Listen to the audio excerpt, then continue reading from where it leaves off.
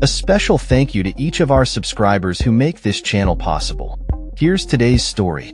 In a significant political event, U.S. President Donald Trump and Russian President Vladimir Putin held a high-stakes meeting at Joint Base Elmendorf-Richardson in Anchorage, Alaska, aimed at negotiating peace in the ongoing conflict between Russia and Ukraine.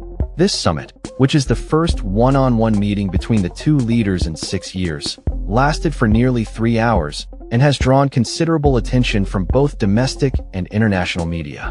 The meeting comes at a critical time, as the war in Ukraine, which escalated dramatically in 2022, has continued to pose challenges to global stability and security.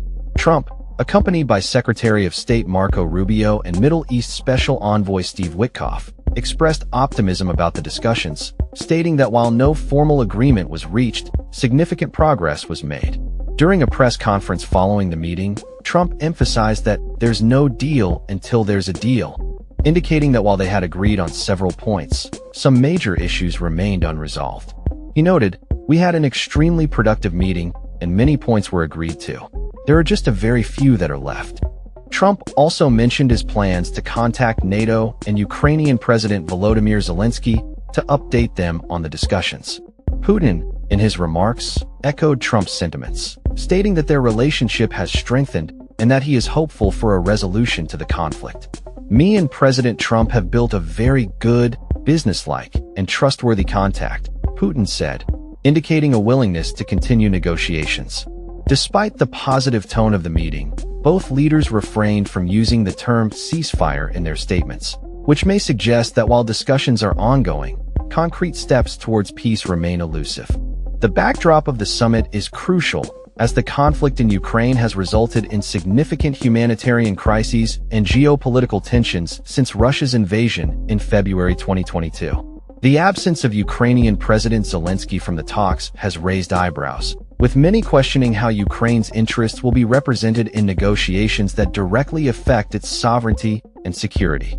Zelensky has previously expressed reliance on the United States to facilitate a path toward a just peace. The summit has also been marked by Trump's fluctuating stance on Putin, as he had recently criticized the Russian leader in the months leading up to the meeting. Observers noted a notable shift in Trump's tone, with him stating in July that he was not happy with Putin, a sentiment that seemed to contrast with the respectful demeanor displayed during their meeting. As the political landscape evolves, the implications of this summit are significant. Both leaders are under pressure to deliver results, and the world is watching closely to see if this meeting will lead to meaningful progress in ending the conflict in Ukraine. The Trump administration's approach to foreign policy, particularly in relation to Russia, continues to be a topic of intense debate among political analysts and the public alike. As the press conference concluded, Trump and Putin shook hands, signaling a willingness to continue dialogue. However, the lack of immediate results from the meeting leaves many questions unanswered about the future of U.S.-Russia relations and the ongoing war in Ukraine. The world awaits further developments as both leaders prepare to engage with their respective allies and constituents in the coming days. That's all for this story. We upload videos every day covering many different subjects, so hit that subscribe button to stay informed. Thanks for watching.